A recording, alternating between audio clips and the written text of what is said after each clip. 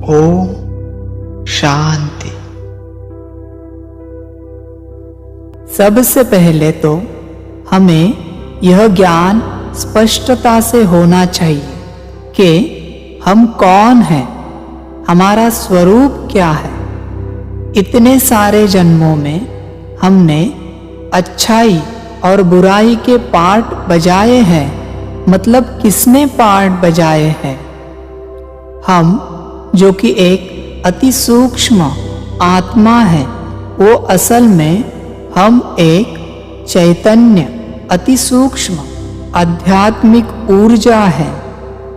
हमारा स्वरूप सितारे मिसल है और हमारे में ही 16 ऊर्जा के अति सूक्ष्म बिंदु हैं, जिनसे हम आत्मा हमारे सारे कार्य करते हैं, जिसमें मन, बुद्धि, संस्कार सहित गुण और अष्ट शक्तियां हैं।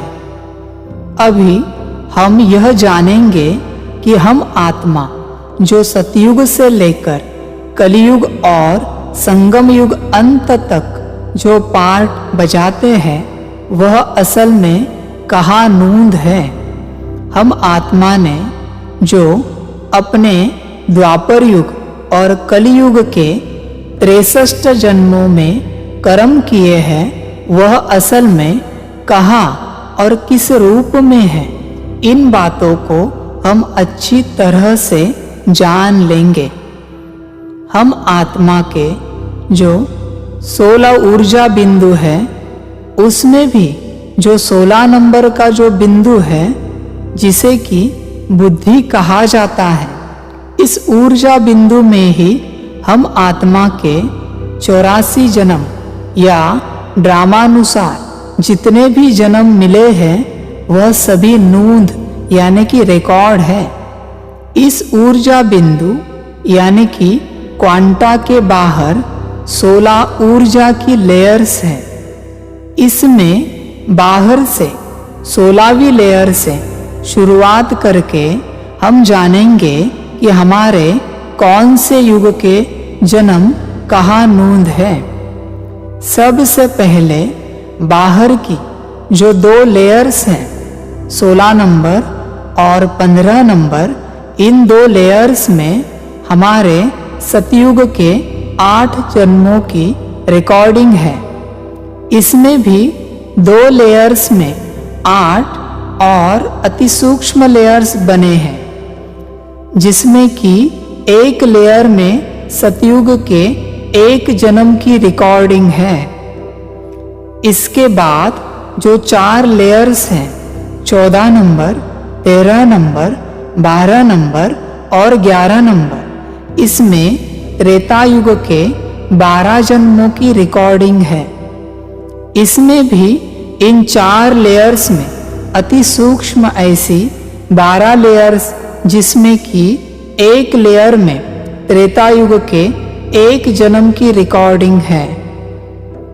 अभी जो 10 नंबर, 9 नंबर, 8 नंबर, 7 नंबर और 6 नंबर लेयर्स है, इन 5 लेयर्स में द्वापर युग के 21 जन्मों की रिकॉर्डिंग है। इसमें भी इन 5 लेयर्स में अति सूक्ष्म ऐसे 21 लेयर्स है, जिसमें एक लेयर में द्वापर युग के 1 जन्म की रिकॉर्डिंग है। और इसके बाद जो 5 नंबर और 4 नंबर के 2 लेयर्स है, इन 2 लेयर्स में कलियुग के 42 और पुरुषोत्तम संगम युग के 1 जन्म की रिकॉर्डिंग है। इन 2 लेयर्स में अति सूक्ष्म ऐसी 43 लेयर्स बनी हुई है और हर एक लेयर में 1 जन्म की रिकॉर्डिंग है। अभी हम सभी इस बात से अच्छी तरह से ज्ञात है कि हमारे सारे विकर्म सिर्फ द्वापर युग और कलियुग में ही हुए हैं। इसका मतलब जो 10 नंबर, 9 नंबर, 8 नंबर, 7 नंबर और 6 नंबर, यह 5 लेयर्स और 5 नंबर और 4 नंबर के 2 लेयर्स है। इनमें जो जन्म है, इनमें ही हमारे सारे विकर्म रिकॉर्ड है, यह बात स्पष्ट होती है। अभी हम यह जानेंगे कि यह सारे विकर्म किस रूप और किस प्रकार से इसमें नूंद है। हम आत्मा जब ड्रामा प्लान अनुसार देह अभिमान में आकर पार्ट बजाना शुरू करते हैं, तब इन कर्मों के बंधनों में हम बंधना शुरू हो जाता है। यह बंधन किस प्रकार से बनते जाते हैं, इसके बारे में हम ज्ञान प्राप्त करेंगे। अभी हमारा जो द्वापर युग का पहला जन्म है, जब हम आत्मा ड्रामा प्लान अनुसार मिले हुए माता के गर्भ में प्रवेश करते हैं, तो द्वापर की जो पहली लेयर है, जो कि बाहर से 10 नंबर की लेयर है, उसमें जो 4 लेयर्स हैं, उसमें जो बाहर से पहली लेयर है, उस लेयर में से कर्मों के बंधनों के सूक्ष्म धागे जुड़ना शुरू हो जाते हैं। सबसे पहला धागा जुड़ता है हमारी लौकिक माँ से, फिर पिता से, फिर हमारे नज़दीक के रिश्तेदारों से, फिर और संबंध संपर्क में आने वाली हर एक आत्मा से, और साथ साथ प्रकृति से भी जुड़ते जाते हैं, और हर किसी से एक एक सूक्ष्म धागे से जुड़े रहते हैं, जैसे कि बंधे रहते हैं।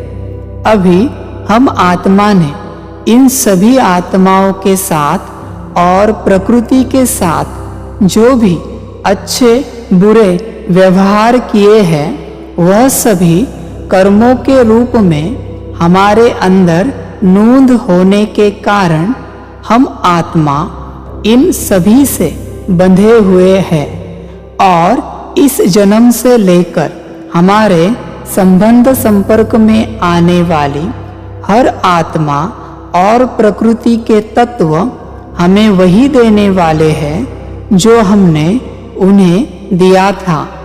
यह सारे अच्छे बुरे कर्म हमारे अंदर भी नूंद है, और जिनके साथ हमने किए हैं उनके अंदर भी नूंद है।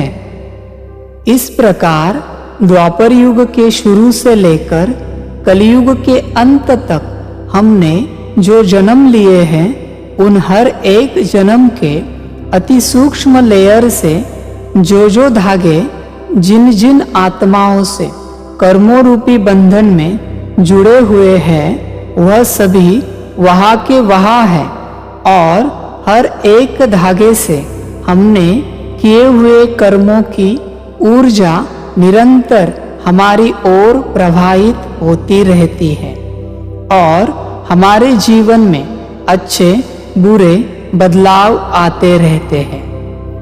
अभी जब तक इन सभी कर्मों के सूक्ष्म धागों को हम काटते नहीं, तब तक हम और हमारा जीवन स्थिर नहीं हो सकता।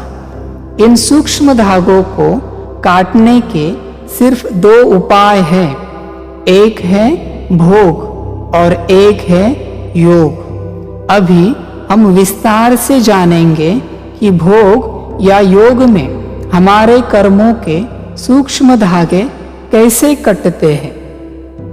हमने द्वापर युग से लेकर अब तक हर जन्म में जिस आत्मा और प्रकृति के साथ जो भी अच्छे बुरे कर्म किए हैं, उन कर्मों की ऊर्जा उस आत्मा और प्रकृति के साथ जुड़े हुए सूक्ष्म धागे से निरंतर हमारी ओर प्रवाहित होती रहती है, और हमारा जीवन उस ऊर्जा अनुसार ढलता रहता है। हमने किए हुए कर्मों की स्मृति न होने के कारण हम बार बार इसी बात में खोए रहते हैं कि हमारी जीवन में ऐसा क्यों हो रहा है। लेकिन हमें पता नहीं कि हमारे जीवन में जो हो रहा है वह सिर्फ और सिर्फ हमारे किए हुए कर्मों का फल है। इस प्रकार ड्रामा अंत तक यानी कि कल्प अंत तक हम कर्मों को भोगते रहते हैं और जो भी कर्म भोगने के बचते हैं उनके लिए परमात्मा से आत्मा शुद्धिकरण प्रक्रिया में सजा के रूप में भोगना का अनुभव करके वापस घर चले जाते हैं। अभी परमात्मा द्वारा सिखाए गए प्राचीन राजयोग से हम सभी कर्मों के बंधनों से कैसे मुक्त होते हैं, जिसे कि योग कहा जाता है, इसके बारे में हम विस्तार से जानेंगे। हमने पहले ही जाना है कि द्वापर युग से हम जिस आत्मा और प्रकृति के साथ जो भी कर्म करते हैं तब हम उनसे कर्मों रूपी सूक्ष्म धागे से बंध जाते हैं।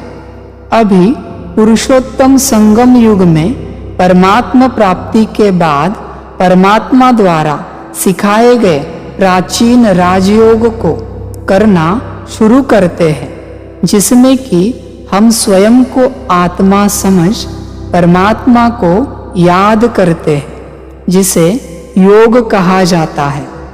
इसमें जब हम परमात्मा को याद करना शुरू करते हैं तब हमारा कनेक्शन अति सूक्ष्म धागे के रूप में परमात्मा से होता है और परमात्मा की असीम और शक्तिशाली ऊर्जा सूक्ष्म धागे से हमारी ओर प्रवाहित होती है और यही शक्तिशाली उच्च सकारात्मक ऊर्जा हमारे द्वापर युग से आत्माओं और प्रकृति से जुड़े हुए सूक्ष्म धागों से प्रवाहित होकर उन आत्माओं और प्रकृति के तत्वों तक पहुंचती है जिनसे हम कर्मों से बंधे हुए हैं। इस प्रकार हमने उन आत्माओं और प्रकृति के साथ किए हुए कर्मों के रिटर्न में उतनी ही शक्तिशाली उच्च सकारात्मक ऊर्जा उन आत्माओं और प्रकृति तक पहुंचती है और उस आत्मा या प्रकृति के प्रति कर्मों का हिसाब किताब पूरा होने के बाद ही वह सूक्ष्म धागा टूट जाता है और हम उन आत्माओं और प्रकृति के साथ किए हुए कर्मों के रिटर्न से मुक्त हो जाते हैं। ओम शांति।